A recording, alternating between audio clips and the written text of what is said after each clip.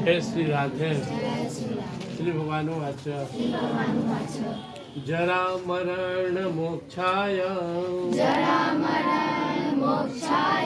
मामाश्रित्य तन्ति ये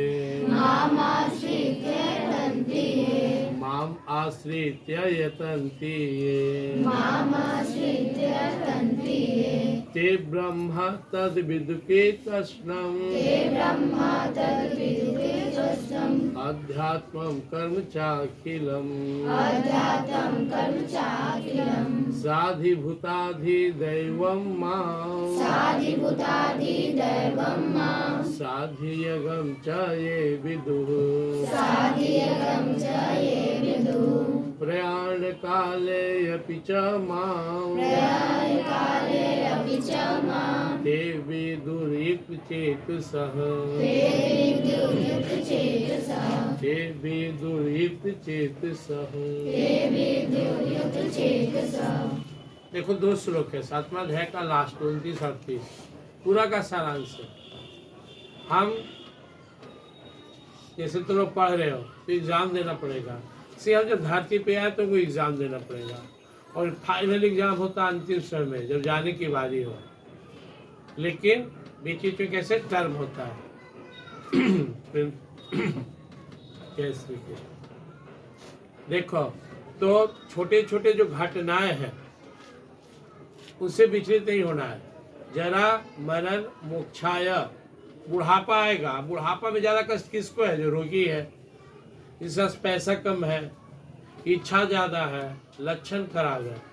बुढ़ापा को सुखी बनाना है तो सरकार पेंशन देती है, या फिर अपना बैलेंस होना, स्वस्थ रहो, हल्का एक्सरसाइज करते रहो। मृत्यु का समय आएगा, रोग आएगा, शोक आएगा, जीवन में प्रिय लोग मिलेंगे, बिछड़ेंगे, अमीरी गरीबी का समय आएगा।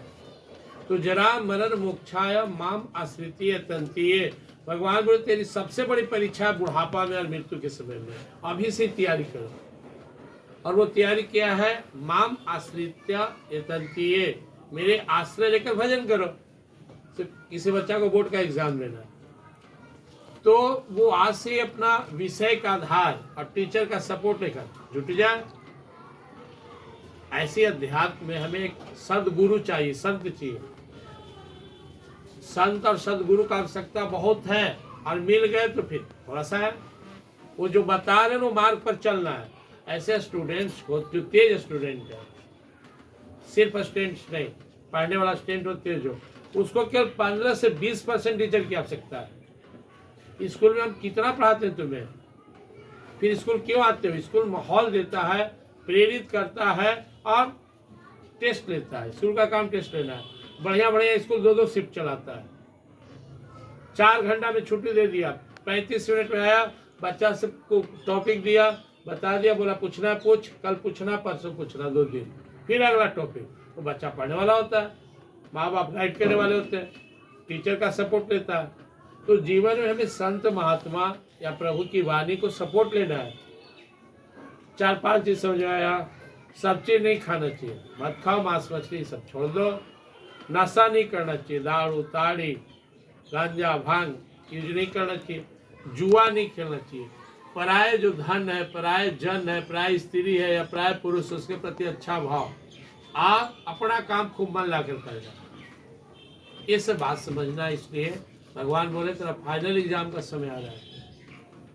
8वां अध्याय में अर्जुन पूछे, वो अंत में जो आप इशारा किए उसका अर्थ क्या, तो भगवान आगे समझाएंगे।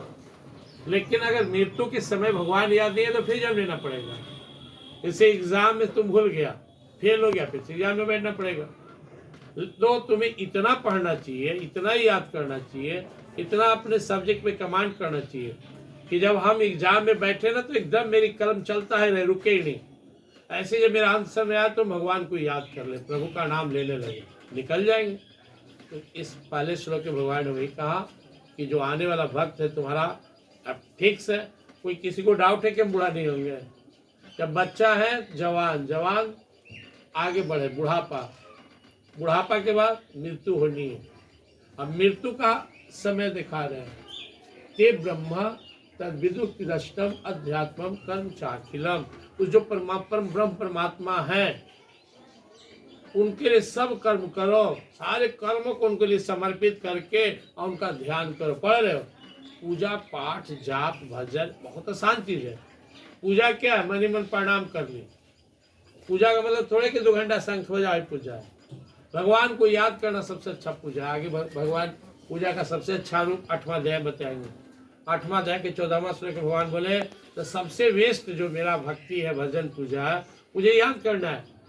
अनन्य चेता सततम यो माम अस्मृति नित्य सह तस्याहम सुलभा पार्थ नित्य तस्य योगिना। 8वां अध्याय का 14वां श्लोक।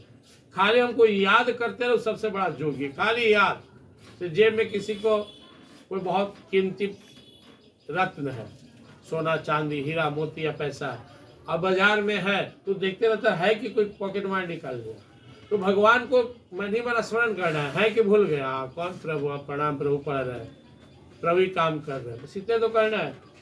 तो जब तुम प्रभु को साथ रखोगे ना तो गलती से भी गलती नहीं होगा। और अगर भूल जाओगे ना तो भगवान अपना निकालेंगे चाबुक उधर से। भगवान की छड़ी क्या है? दुख। दुख मतलब भगवान चेता रहे हैं। जैसे टीचर डंडा रखे हुए, माँ बाप निकाल लिए, मम्मी गरमाए सैंडल हाथ में उठा ली, क्या है वो महाप्रसाद है। बात से नहीं सुधरोगे। अगर उस सैंडल से भी नहीं सुधरा तो फिर बाहर प्रशासन का सामना करना पड़ेगा। वो भी नहीं हुआ तो फिर अपने जीवन को आप दुख में बढ़ाओगे। कोई न कोई है जो तुम्हें संभाल देगा। अभी ये प्यार से संभलो, या काल जब संभालता है तो बहुत कष्ट होता है। भगवान इशारा कर रहे हैं। और अगले श्लोक के भगवान बोल रहे हैं साधि भूतादि दैवम माम साधि गम च विदु प्रयाण काले अपि च माम ते विदुरित चित्सा। जितना भी देवी देवता है सबका हेड मैं हूँ।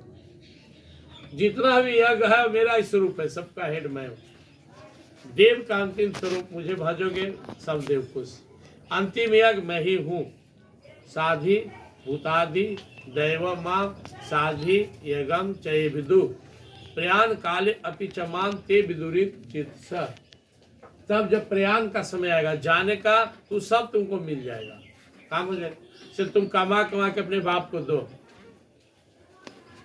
तुम्हारा पिताजी कमा के किसी को दे रहे हैं तो वो भीग नहीं रहा है, वो जमा कर रहा है, वो रख रहा है, और वो एक समय तुम्हारा ही काम आएगा। पति कमा रहे हैं तो पैसा क्या करेंगे? लाके बैंक में देंगे? या पत्नी को, जो होशियार पत्नी होती है क्या करती है? पैसा को जमा, उस जमीन खरीदी, मकान खरीदी, बच्चा पढ़ाई, घर चला रही, कहाँ से चला? पति कमा रहा है, पत्नी जमा करिए। भगवान बोले जब मेरे लिए सब कर्म करोगे ना तो समझो जमा है, बैलेंस हो रहा है।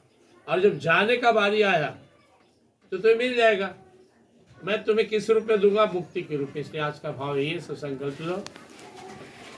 परीक्षाएं तो देना पड़ेगा, चाहे वो स्कूल का परीक्षा हो या जीवन का परीक्षा हो।